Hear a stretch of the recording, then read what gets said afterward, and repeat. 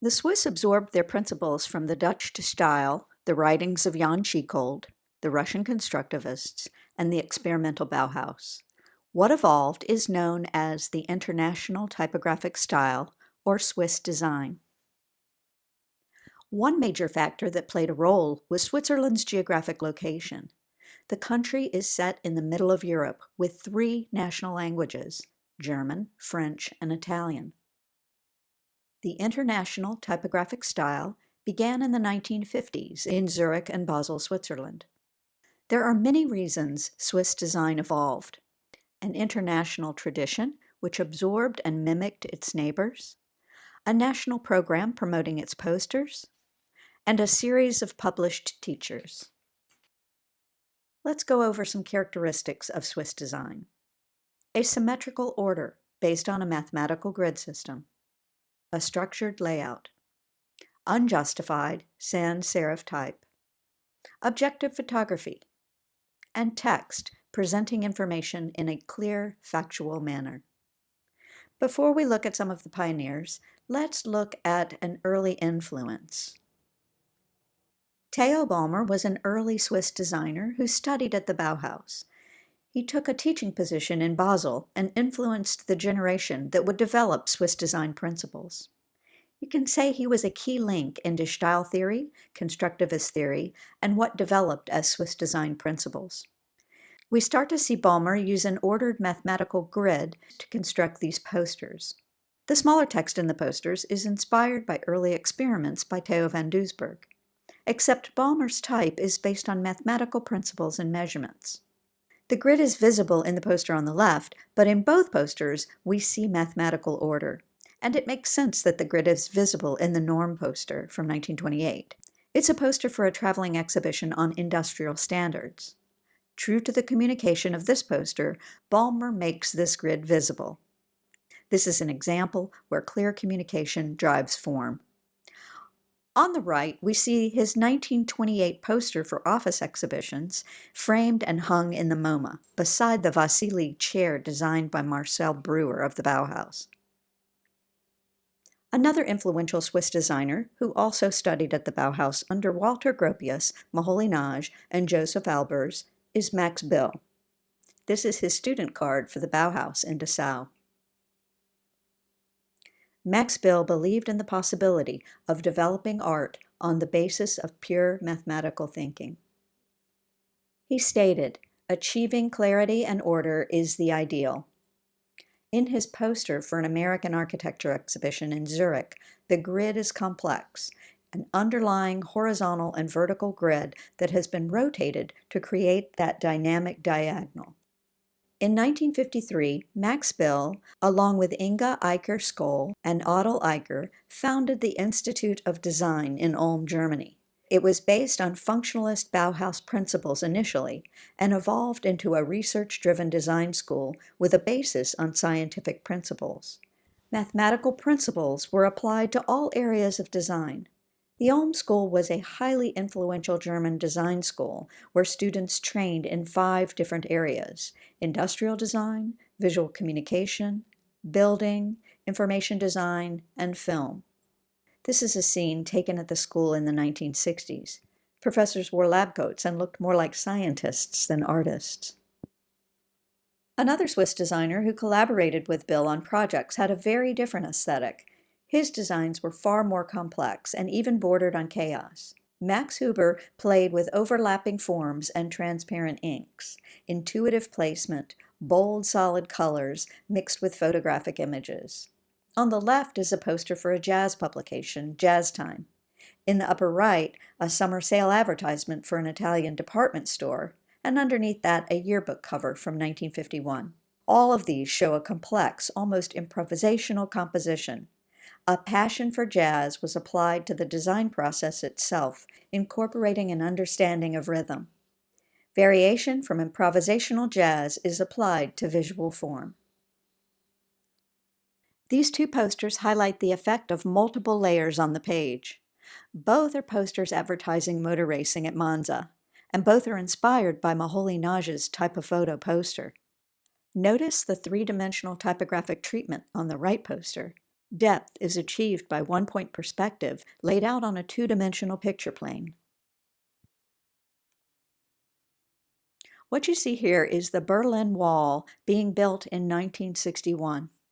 The wall was a barrier constructed by the German Democratic Republic, or East Germany, to completely cut off West Berlin from the Communist Eastern Bloc.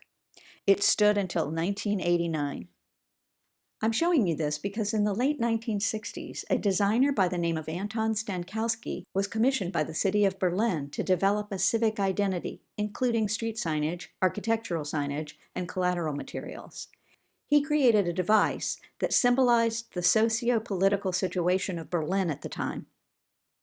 His solution included a long horizontal line with a short vertical line rising from it, as you see at the top of this composition. A symbol of the Berlin Wall, a divided city. This slide shows the structural concept, or what is referred to as a tectonic design, applied to the street signage. Stankowski was able to create visual symbols to communicate unseen scientific processes, like this logo he developed for Standard Electric Lorenz. It was a communication company with radio and telephone services. The mark itself symbolizes communication transmission and reception. It was a visualization system of these invisible processes. Physical forces like radio waves and communication are explained in simple graphics. Here's an annual report for Lorenz from 1957. Stankowski symbolizes the radiation from radio and telecommunications. Several new sans serif typefaces emerged from the international typographic style. One of the most visually cohesive is from a Swiss designer working in Paris for the type foundry de Berny and Pignot, Adrian Frutiger. Universe is a visually programmed family of 21 sans serif fonts. The simplicity and rationality combined with this impressive range of variations has made it one of the more popular type families.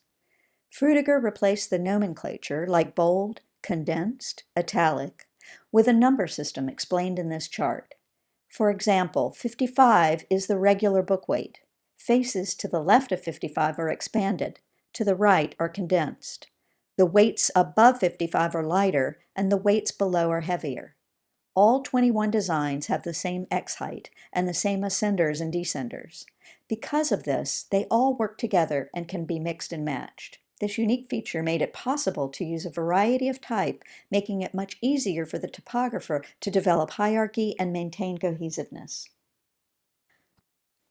A few years later, Edward Hofmann of the Haas Type Foundry in Switzerland got together with Max Meidinger and redefined a 19th century sans serif typeface, Accidents Grotesque, to create Helvetica. The name was derived from Helvetia, which in Latin means Switzerland. Helvetica is Latin for Swiss Confederation. Until the 1980s, Helvetica had few variations. The condensed versions came later. It was the most specified type during the 1960s and 70s. It's still one of the most popular typefaces in use today. Hermann Zoft, a self-educated German type designer who began as a calligrapher, designed more than 50 typefaces in his career. Zoft studied Renaissance typography and applied this knowledge to his type design. 3 distinct type designs captured the zeitgeist of the international typographic style. Palatino, a Roman style released in 1950, Melior, a modern style released in 1952, and Optima, a 1958 thick, thin sans serif with tapered strokes. This typeface, with roots dating back to the early 1400s, has been used in virtually every modern genre: books, posters, stamps, signs such as the United Nations headquarters, advertising, especially in the perfume industry, as well as visual branding. In 1982, Chinese-American artist Maya Lin used Optima on the Vietnam Veterans Memorial in Washington, D.C.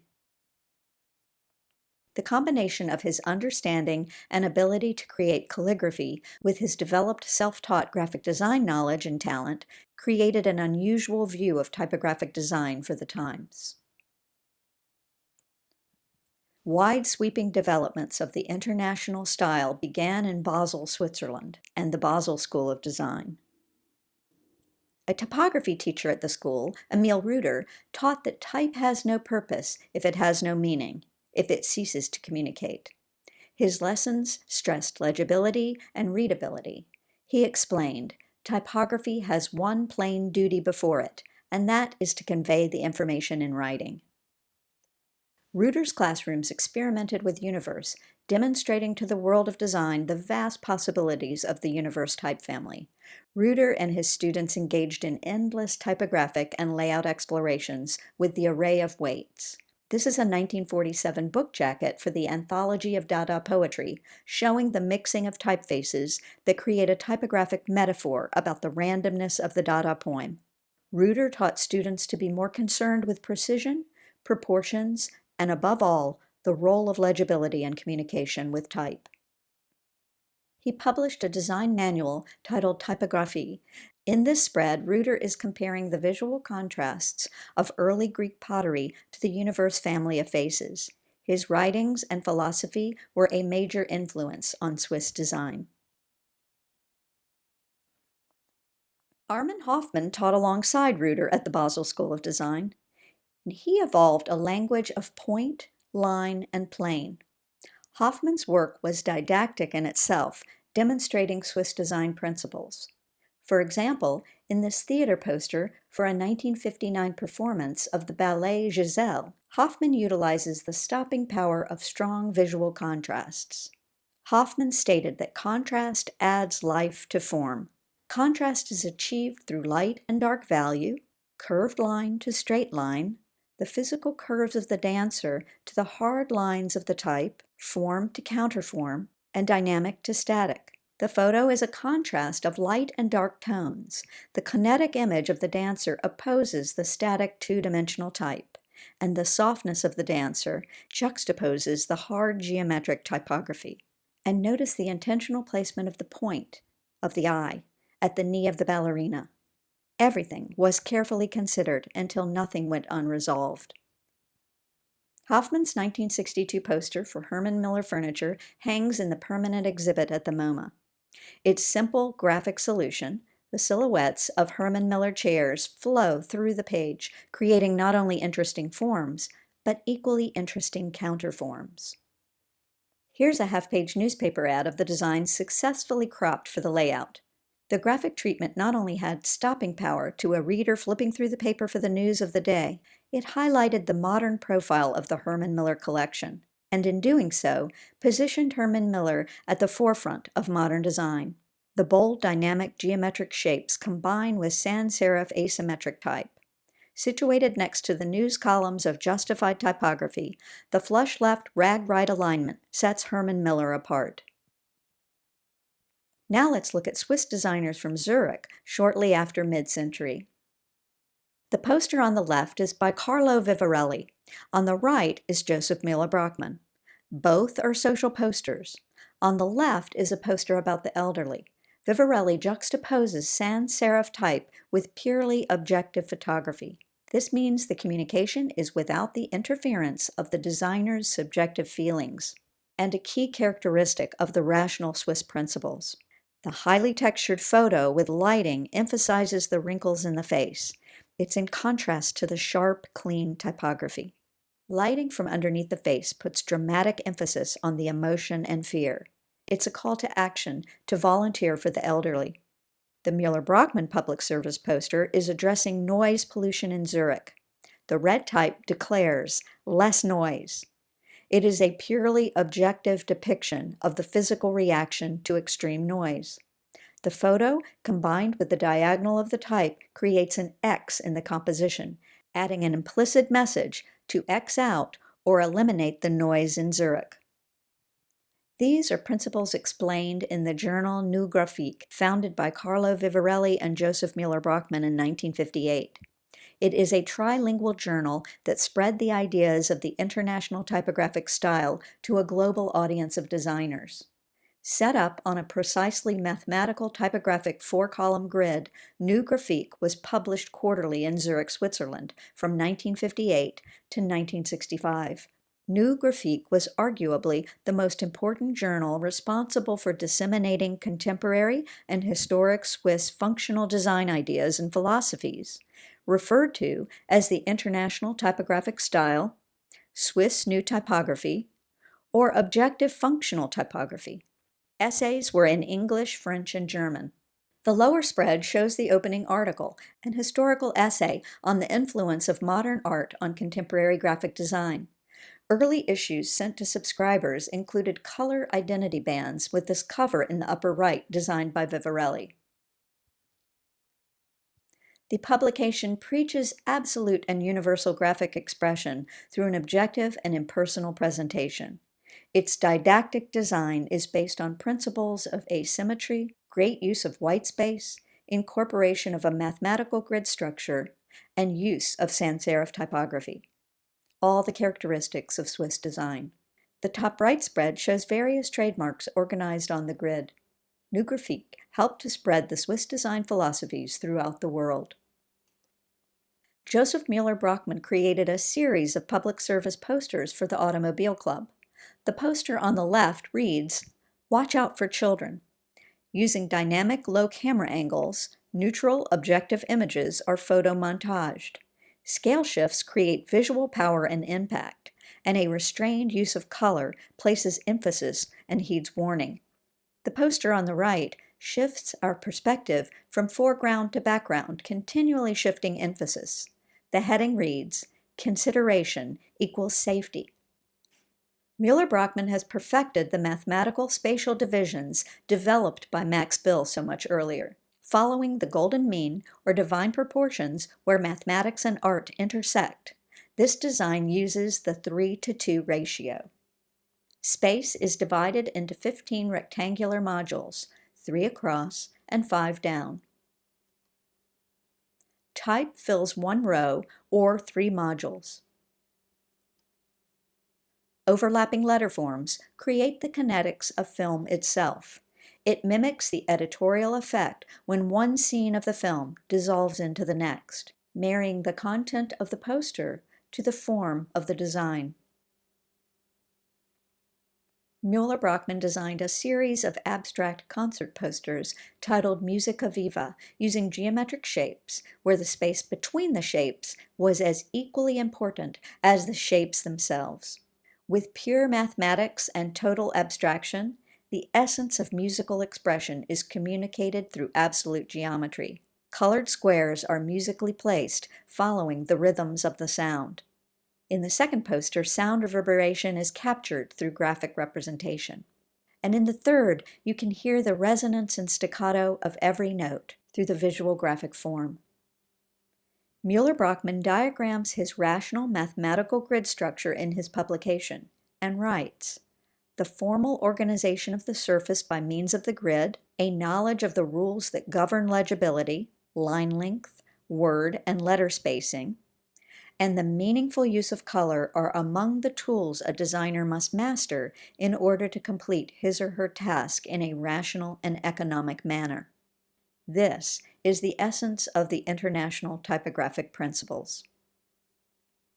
And Mueller-Brockmann is able to capture the distinction of each composer through pure geometric visual form. A Beethoven concert uses a circular grid structure. Stravinsky, Berg, and Fortner converge and complement through a woven linear variety. In his Musica Viva series, Mueller-Brockmann communicates the harmony of the musical compositions with the visual harmony of the page. Rosemarie Tissi owned her own studio with business partner Siegfried Odermatt. Tissi always tried to move away from Swiss graphics. I quote her, "Somebody asked me how I worked, and I said, I design first, then I try to make the grid. Some other people do the grid first, then they start to work." In these two posters from the late 50s, you can see the use of the underlying grid structure. But this is an example of Tissi's later work in the 90s. What we see here is a fusion of Swiss principles married to a postmodern sensibility. There's a sophistication and restraint to the rational modernist principles. Tissi's work is far more playful in the postmodern period. During her career, she moved from a modern attitude of functionality and neutrality to an individualistic graphic language that allowed her personality to come through with dynamic layouts, vivid colors, and typographic experiments. These later projects offer an interesting and original contribution to the Swiss graphic design heritage. Swiss design was a major influence on design firms in post-war America, and the epitome of the international typographic style in America was coming out of the graphic design office of the Massachusetts Institute of Technology. MIT embraced Swiss design, bringing its own American sensibilities to the Swiss principles. The office worked for the entire MIT campus to announce concerts, speakers, seminars, and exhibitions through publication and poster design. Jacqueline Casey was the director of the Design Services Office at MIT. She combined Swiss typography and simple graphic elements into designs as inventive and intelligent as MIT itself. Let's look at some of her posters. Announcing a new ocean engineering program at MIT, Casey uses an X-ray of a shell superimposed on graphic shapes in wave-like repetitions of form. On the right, a 1973 poster promotes various graduate programs within the MIT Department of Aeronautics and Astronautics. Casey manipulated letter forms to convey meaning. 2 open O's symbolize an open campus to visitors. This poster is announcing the first annual Sea Giant Lecture in 1972. Casey uses simple geometric shapes to create the illusion of peering up through the water or down into the water. The type is placed to appear as if it's rippling on the water. This poster is to promote a concert with 4 different string quartets. The scroll of the stringed instrument is composed of flags from the 4 countries, representing the United States, Hungary, France, and Russia. This is an exhibition poster for Goya, The Disasters of War, an exhibition of Goya's aquatint prints from the early 1800s. Simple sans serif asymmetric type set against the splatter of red ink that becomes blood in context. Elegant and yet brilliant. This shows off Casey's masterful metaphorical touch. Muriel Cooper became MIT Press's first art director. She designed the press's iconic colophon you see here, and over 500 books for the press. In the 1970s, Cooper established the Visual Language Workshop as an early pioneer of computer technology and graphic design. Her experiments included an interface immersing users in a 3D landscape of information. Cooper and Casey defied the era's professional gender norms, and that's saying a lot at MIT. They influenced countless young designers, and they left behind extraordinary bodies of work.